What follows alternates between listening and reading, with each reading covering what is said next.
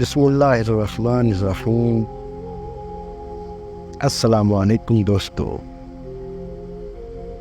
ایک بار حضرت داؤد علیہ السلام کے پاس ایک عجیب مقدمہ آیا۔ ان کے پاس بہت سے آدمی دو آدمیوں کو لائے۔ ان کا گائے کا مقدمہ تھا۔ ایک غریب شخص نے دوسرے امیر شخص کی گائے کو ذبح کر دیا تھا، اور یہ بات قبول کرنے کے باوجود یہ اپنی غلطی نہیں مان رہا۔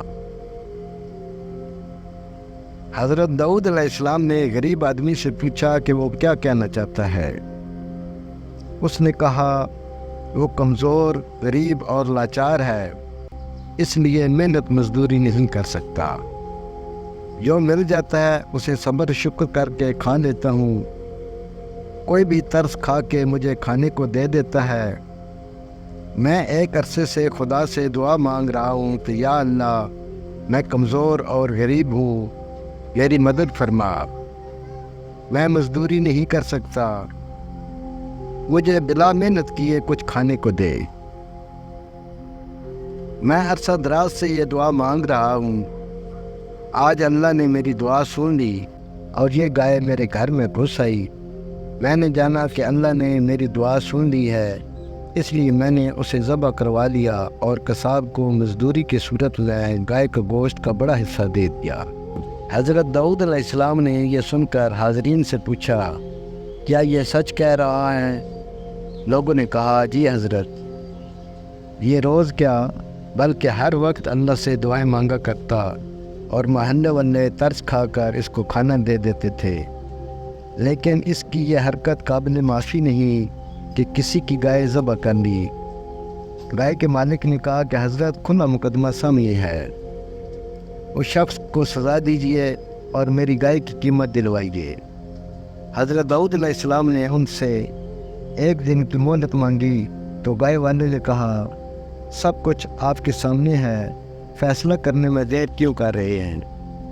حضرت داؤد علیہ السلام نے کہا، نہیں، فیصلہ کل سنایا جائے گا۔ سب لوگ چلے گئے۔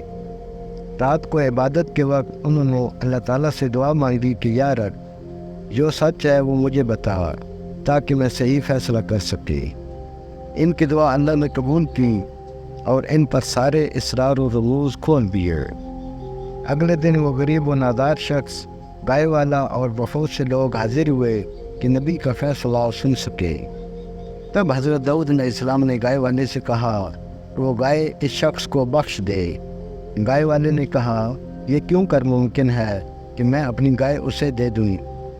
تب حضرت داؤد علیہ السلام نے پھر کہا، تو اپنا مال و اسباب بھی اسے دے دے۔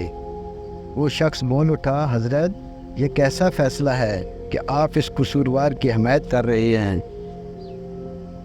حضرت داؤد علیہ السلام نے کہا کہ رات کو میرے پاس وہی آئی کہ فیصلہ کیسا کروں۔ یہ کہہ کر انہوں نے سب کو اپنے ساتھ چلنے کو کہا اور سب لوگوں کو ایک انتہائی گھنے اور پرانے درخت کے نیچے لے جا کر کہا، اس درخت کے نیچے تو نے اپنے مالک کو قتل کیا تھا اور اس کا مال و اسباب اور جائیداد پر قبضہ کر لیا تھا۔ یہ غریب شخص اسی امیر آدمی کا بیٹا ہے جس کو تو نے لالچ میں آ کر قتل کیا تھا۔ تیرے نام کی چھری بھی یہاں دفن ہے۔